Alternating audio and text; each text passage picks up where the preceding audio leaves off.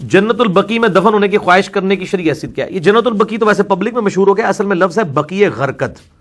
وہ جنت اس لیے لوگ کہہ دیتے ہیں کہ شاید وہاں پہ کوئی دفن ہو گیا تو جنتی ہو جائے گا، ایسا بھی نہیں ہے. عبداللہ ابن ابی کی قبر بھی بقیع غرقد میں ہی موجود ہے، وہاں دفن ہونے سے کسی نے جنتی نہیں ہونا.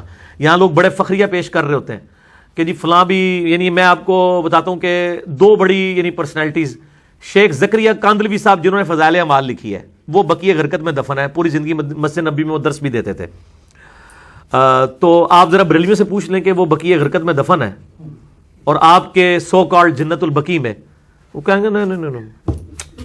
اچھا آپ دیوبندیوں سے پوچھیں کہ الیاس قادری صاحب کے جو پیر صاحب ہیں ضیاء الدین مدنی صاحب، جو مدینہ شریف میں رہے ہیں اور وہ اپنے زمانے میں وہاں میلاد بھی کرواتے تھے، وہ بھی بقیع غرقد میں دفن ہے. تو دیوبندیوں سے پوچھیں کہ کیا آپ وہ سیدھے جنتی ہیں؟ وہ کہیں گے نہیں. تو جب آپ آپس میں ایک دوسرے کو جنتی نہیں مان رہے ہیں تو ہمیں کس چیز کی دوس لگاتے ہیں کہ کوئی بقیع غرقد میں دفن ہو کے تو جنتی ہو جائے گا؟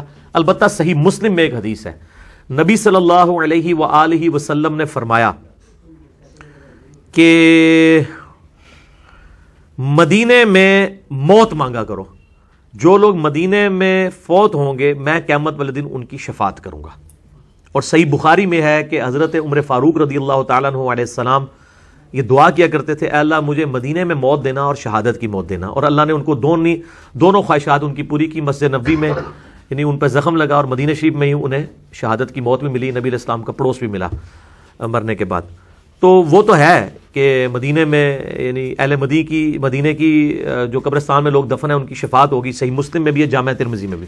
میں نے قبر رسول کے اوپر بڑا ڈیٹیل لیکچر 3 گھنٹے کا دے دیا، مسئلہ 54C اور مسئلہ 54D. اس میں میں نے یہ ساری صحیح روایتیں بھی، ضعیف روایتیں بھی، یہ ساری چیزیں میں نے ڈسکس کی ہیں.